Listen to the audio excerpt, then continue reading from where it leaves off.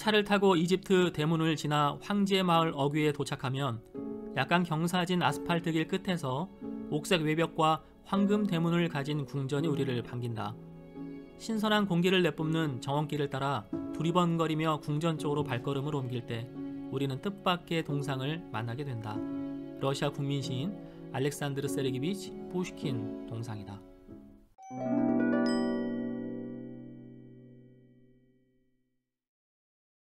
삶이 그대를 속일지라도 슬퍼하거나 노여워하지 말라. 슬픔의 날을 참고 견디면 기쁨의 날이 오고야 말리니 마음은 미래에 살고 현실은 항상 슬픈 것. 모든 것은 덧없이 지나가고 지나간 것은 또한 그리워지리니. 벤치에 앉아 깊은 상념에 잠긴 채 고뇌하던 그는 마침내 삶이 그대를 속일지라도 이 한 구절을 끄집어 내었으리라. 처음 이 도시 이름을 뿌시킨이라 한다 들었을 때 시인과 무슨 관련이 있을까 궁금했다. 이내 뿌시킨이 청년 시절을 이 도시에서 보냈음을 알게 되었다. 그는 궁전 부속 기숙학교에서 귀족 수업을 받고 성장하여 장차 러시아의 국민 시인이 될 것이었다.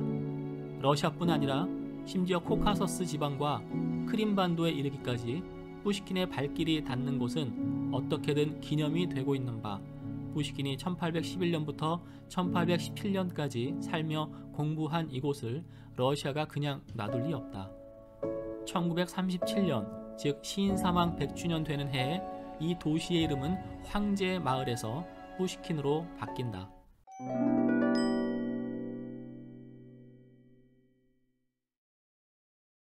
이 도시의 원래 이름은 황제 마을이었다. 이름이 재미있지 않은가? 황제의 궁전도 아니고 황제의 마을이라니. 황제와 마을이라는 서로 어울리지 않는 단어가 조합된 과정이 있다. 이곳은 17세기에 스웨덴의 영토였다. 뾰트르 대제가 18세기 초 스웨덴과의 북방전쟁에서 승리한 후에야 러시아 영토로 편입되었다. 그때까지 이곳에는 사리스 호프라고 하는 농장이 있었다. 1710년에 뾰트르 대제가 이 지역을 왕실 영지로 편입함에 따라 왕국 및 시종들을 위한 정착지가 들어서기 시작했다. 곧바로 사리스 호프는 사르스코의 셀로라는 러시아식 이름으로 바뀌었다. 이후 본격적으로 궁전 건립이 시작되면서 비로소 사르스코의 셀로라 불리게 되었다. 공교롭게도 러시아어로 사리스와 짜르의 발음이 비슷했던 것이다. 뾰트르 대제는 이곳에 궁전을 지어 자신의 두 번째 아내가 될 예카테리나에게 선물로 주었다. 그리고 아내의 이름을 따서 예카테리나 궁전이라 명명했다. 예카테리나는 리가의 농노 출신으로 뾰트르 대제의 눈에 들어 그의 아내가 될 뿐 아니라 뾰트르 대제 사후에는 예카테리나 1세로 황제의 자리에까지 오르는 입지전적 인물이다.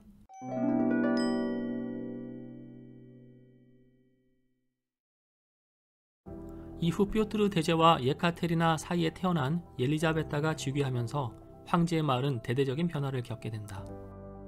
여왕은 러시아를 서구화시킨 아버지의 영광을 드높이고 유럽의 강자로 부상한 러시아를 자랑하고 싶었다. 이에 여왕은 베르사유 궁전을 모델로 겨울궁전, 여름궁전, 그리고 예카테리나 궁전을 동시에 새로 짓는 대건축공사에 착수했다. 당시 유럽은 바로크 양식이 유행했다. 역동적인 조각과 넝쿨 장식은 절대군주의 뻗어나가는 힘을 과시하는 데 적격이었기 때문이다. 옐리자베타 여왕은 바로크의 대가였던 프란체스코 라스트렐리를 기용했다. 306m에 달하는 웅장한 궁전 건축은 1744년부터 1756년 동안 지속되었다.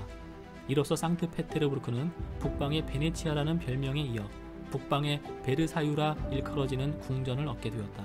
이 외에도 옐리자베타 여왕은 7년 전쟁에 개입하여 독일을 궁지에 모는 등 큰 업적을 이루기도 하였지만 개인에 대한 안 좋은 평판도 있다. 여왕은 왕좌에 있을 때 자신이 하고 싶은 모든 것을 하였다 한다. 많은 애인을 두어 쾌락에 탐닉했고 지나친 건축공사로 국가 재정을 거덜내어 외국에 큰 빚을 졌다. 옐리자베타 여왕 사후 방을 정리했을 때 왕복이 무려 3만 벌이나 나왔다는 소문이 날 정도로 사치스러웠다. 그 삶을 지탱하기 위하여 얼마나 많은 백성들이 고초를 겪었겠는가. 하지만 그렇게 만들어진 예카테리나 궁전이 현재는 세계적 관광 자원이 되었으니 역사의 아이러니가.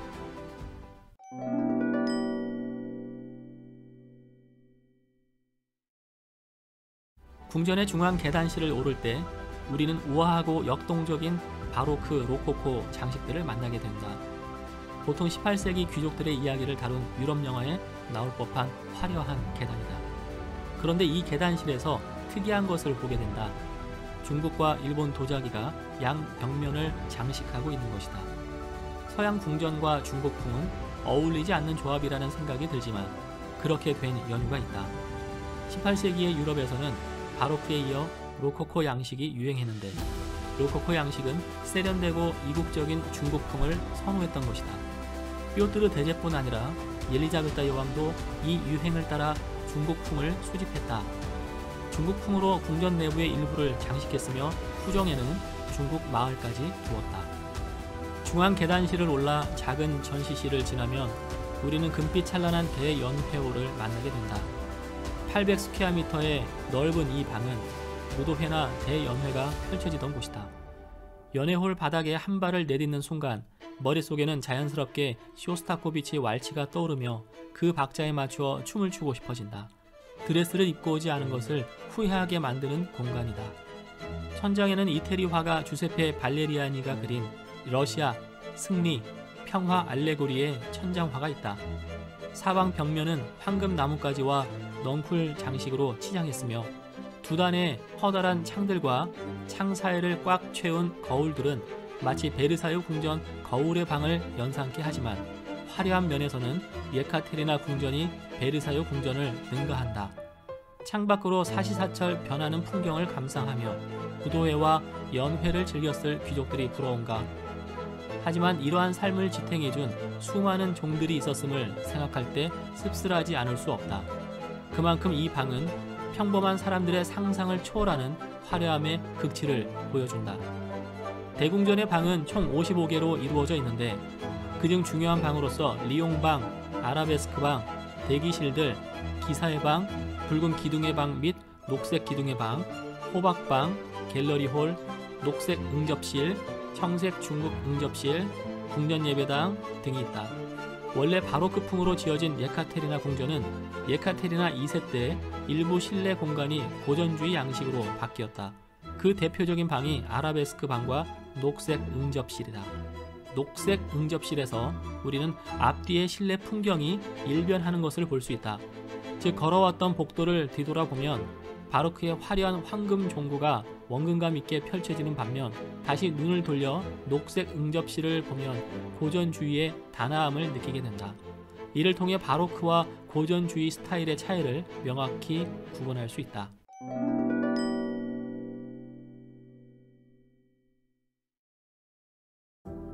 궁전 내부 관람을 마치고 나오면 예카테리나 정원으로 이어진다.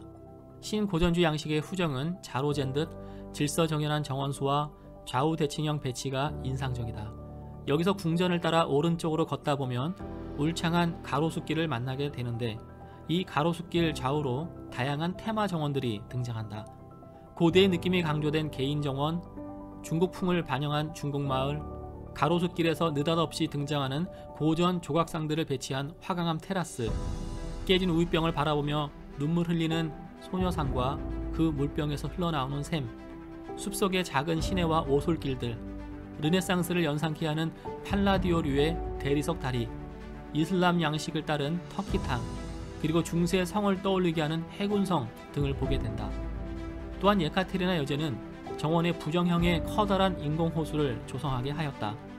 청둥오리떼가 자맥질하는 한적한 호수에 느닷없이 곤돌라가 등장하여 유유히 물살을 가를 때 우리는 베네치아에 와 있는 듯 어리둥절해지기도 한다.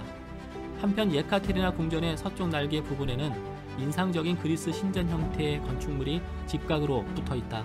카메론 갤러리이다. 계몽군주로 자처한 예카테리나 2세는 고전주에 대한 자신의 취향을 반영한 건축물을 건축가 찰스 카메론에게 의뢰한다. 호수를 바라보며 철학할 수 있는 공간을 만들어 달라는 것. 그 결과 그리스 신전 및 로지아 형태의 갤러리가 등장하게 되었다. 카메론은 그 갤러리에 그리스와 로마의 철학자 및 정치가들의 흉상을 배치하여 여제 주문에 완벽하게 대응했다. 예카테리나 정원은 다양한 문명을 아우르는 풍경을 갖게 되었다. 이는 17세기 바로크풍과 18세기 로코코풍이 적절히 조화를 이룬 결과이다.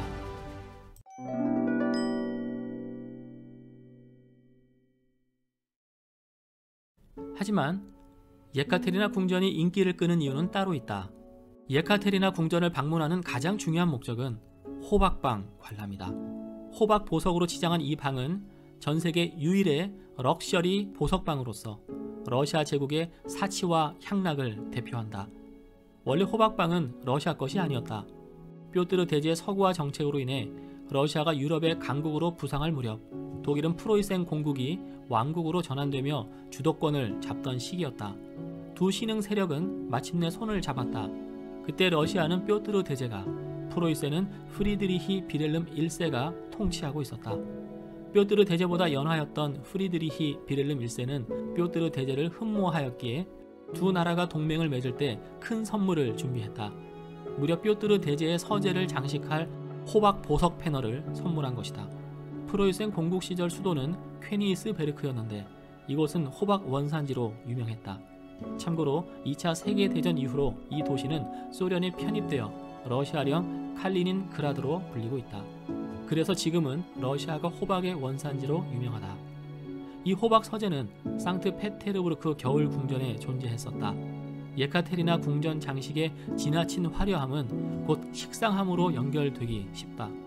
지상 최고의 번쩍이는 황금 장식을 보았기 때문에 그 다음 보이는 것은 시시할 수밖에 없는 것이다. 엘리자베타 여왕은 고민에 빠진다. 금도금 넝쿨 장식 못지않은 화려한 장식은 없을까? 여왕은 감히 아버지의 호박 서재를 옮기기로 결정한다. 그리하여 호박 서재는 예카테리나 궁전으로 옮겨져서 호박방으로 재탄생한다. 호박방의 경이로움은 단순히 벽에 호박 보석을 대량으로 부착한 것에 있지 않다. 호박 보석의 색상과 투명도가 다양하다는 것뿐 아니라 무엇보다 정교한 호박 세공품과 호박 조각품으로 빈틈없이 구성된 커다란 작품 패널이라는 데에 그 위대성이 있다. 이때부터 호박방은 유럽 그랑뚜르의 필수 코스로 자리 잡았으며 러시아에서는 세계 8대 불가사의라고 부르는 자랑거리가 되었다.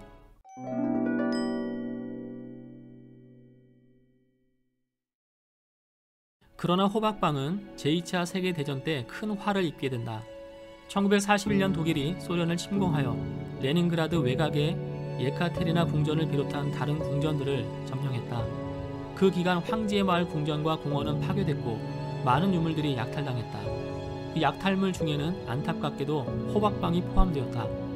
호박방은 그 옛날 처음 만들어졌던 장소인 퀘니스베르크로 옮겨졌다. 2차 세계대전 종전 후 소련은 잃어버린 유물들을 찾기 위해 독일과 협상을 벌였다. 그러나 많은 유물들을 되찾지 못했으며 호박방도 같은 운명이었다. 호박방은 사라진 것이다. 결국 소련은 호박방 찾는 것을 포기하고 복원을 결정했다. 25년간의 꾸준한 작업 끝에 2003년 상트페테르부르크 도시 탄생 300주년을 맞이하여 마침내 호박방 복원에 성공하고 대중에게 공개하였다. 그 옛날 왕가와 귀족들의 전유물이었던 호박방을 일반인들도 즐기며 로마노프 왕조의 위대함을 엿볼 수 있게 된 것이다.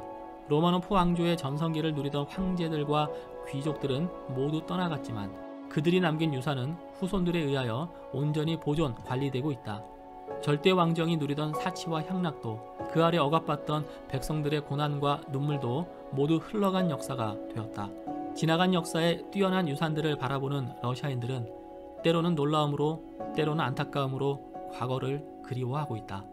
그러나 뿌시킨의 시처럼 눈물과 땀으로 이뤄낸 로마노프 왕조의 유산은 후손들로 하여금 기쁨의 날을 맞이하게 해주었다. 각고의 노력으로 복원된 황제의 마을은 오늘날 전 세계 사람들에게 가장 인기 있는 관광 명소로 자리매김했기 때문이다.